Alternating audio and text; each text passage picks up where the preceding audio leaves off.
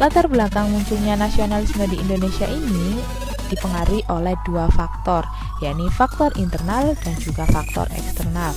Jadi kalau internal adalah faktor yang mempengaruhi dari dalam, kalau faktor eksternal adalah faktor yang mempengaruhi dari luar. Faktor internal ini ada 6. Yang pertama adalah perluasan pendidikan, yang kedua kegagalan perjuangan di berbagai daerah, dan yang ketiga adalah rasa nasib sepenanggungan.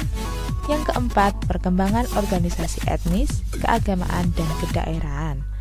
Dan yang kelima adalah berkembangnya berbagai paham baru. Nah, yang eksternal ada 2.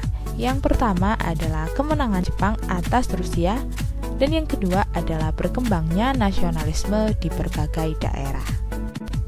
Selanjutnya kita akan membahas tentang faktor internal, latar belakang munculnya nasionalisme di Indonesia.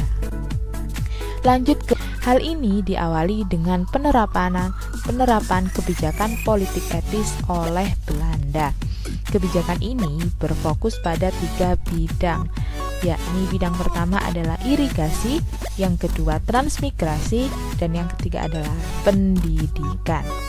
Meskipun pada prakteknya kebijakan ini masih terjadi banyak penyelewengan. Nah, penyelewengan yang terjadi itu condong berpihak kepada penjajah. Salah satu penyelewengan yang terjadi adalah pembatasan pendidikan bagi rakyat Indonesia. Masyarakat Indonesia hanya bisa sekolah tingkat rendah yang diperuntukkan untuk memenuhi pegawai rendahan.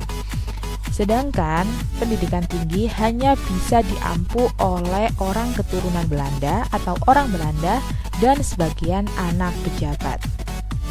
Meskipun begitu, kawan-kawan, kebijakan ini memberikan dampak positif bagi masyarakat Indonesia.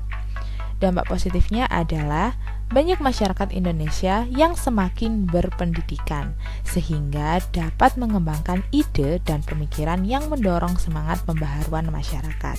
Jadi meskipun terjadi banyak penyelewengan, tetapi masyarakat Indonesia meskipun sekolahnya masih banyak yang rendah, masyarakat bisa merasakan pendidikan.